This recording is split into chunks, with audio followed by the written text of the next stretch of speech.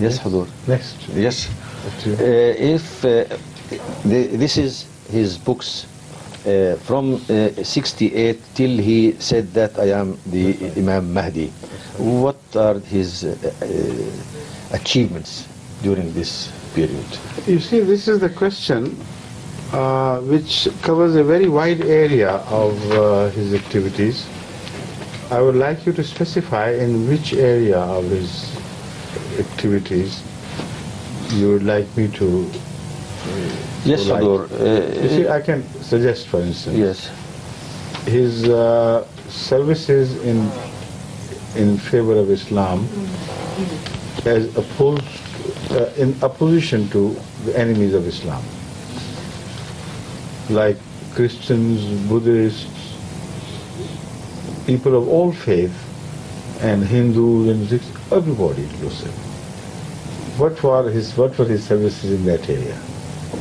Number two, the question could be raised as to what he did in Islam if he claimed to be a perfect obedient servant of Hazrat Muhammad Sallallahu Alaihi Wasallam, if he claimed to be a 100% subservient to Islam and the Holy Quran, what addition did he make?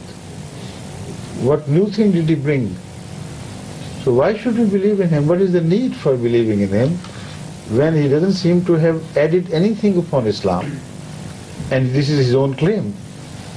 So what did he do to deserve the title of Imam Mahdi, and what services he rendered to the Holy Quran, which was already perfect, or to the Hadith, which was the word of Hazrat Muhammad Sallallahu Alaihi Wasallam, and nothing could be attributed to him later on?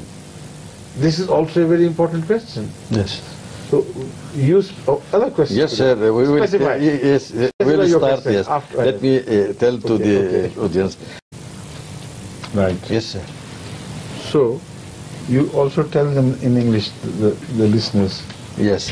what question you want me to answer. The question would be the services rendered by the promised Messiah before he claimed that he was the promised Messiah in favor of Islam against the other religions.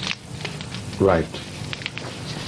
You see, first of all, he claimed that Islam is the most perfect religion in all teachings. And the Holy Quran is a perfect book in which you cannot find a single, even a dot which has been added by man. Or you cannot point at even a dot which has been taken out of the Quran by human hands. So not only a perfect book, but a perfectly guarded book. This is the claim he made in his debates with Christians, with Hindus, with other faiths, and said, if you can bring a book to prove that this book equals the Holy Quran in this regard, show me.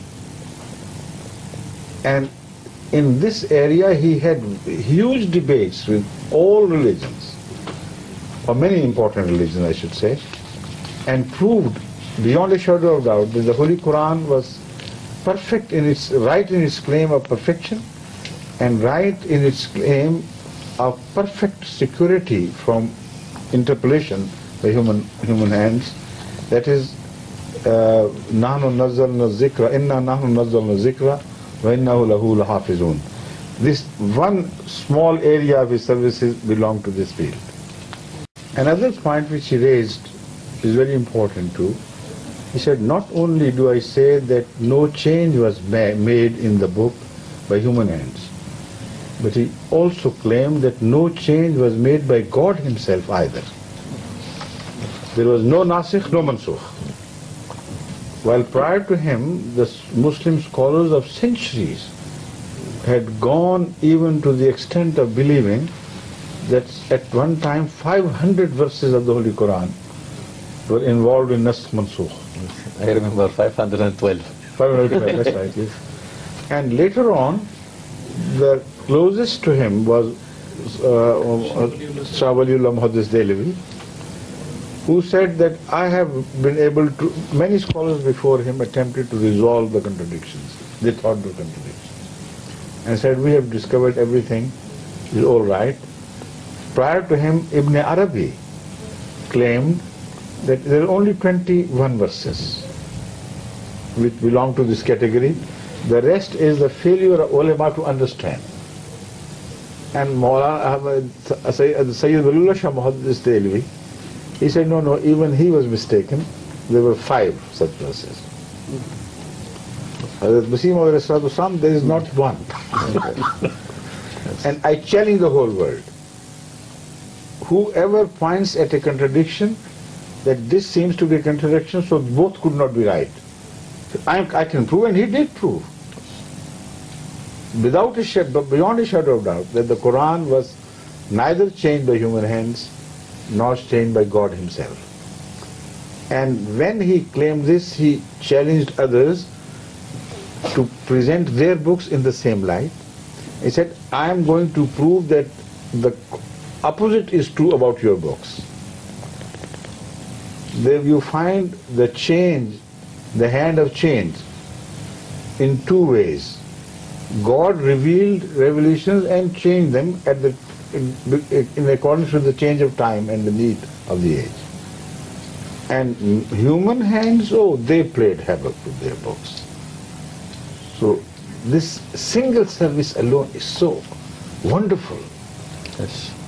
That if you read the history of Muslim scholars, you will be surprised that how much he has written on this and how he pinpointed the area of debate which would prove Islam to be the right and the others to be wrong.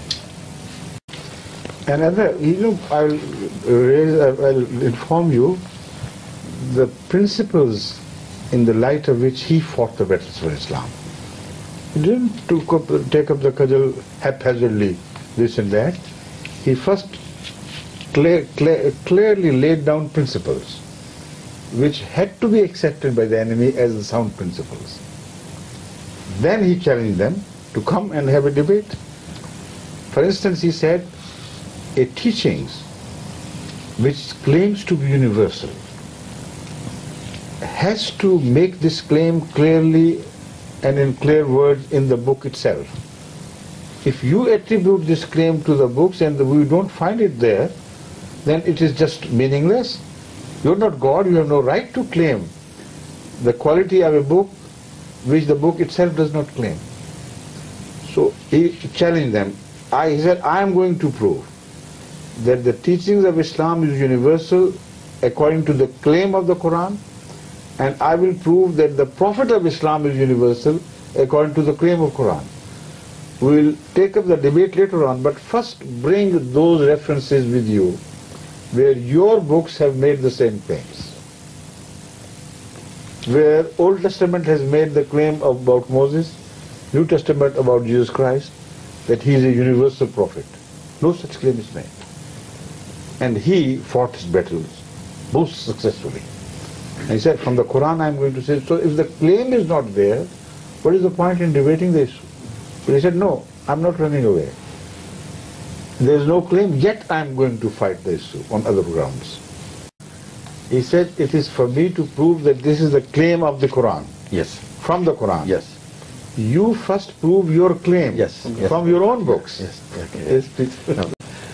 أما إذا كانت عندكم ادعاء بأن دينكم دين عالمي فعليكم أن تخرجوا لنا ذلك من كتابكم. إذا كان كتابكم يقول إنه دين عالمي أو كتاب عالمي، إذا نأخذ به ونبحث هذا الموضوع. وأنا إذا ادعيت أن القرآن أو نبي الإسلام نبي عالمي والقرآن كتاب عالمي، فعلي أن أبين أن هذا موجود في القرآن وموجود في أقوال النبي صلى الله عليه وسلم. وعلى هذا الأساس يمكن أن يبدأ النقاش. في النقاط الأخرى أيضا وضع مثل هذه القواعد. But then he again started debating. He said, even if you can't prove, I'm going to prove from the comparison between teachings that your claim is wrong anyway. But of that we'll speak tomorrow, inshallah. Inshallah. Because he's telling me the time is over.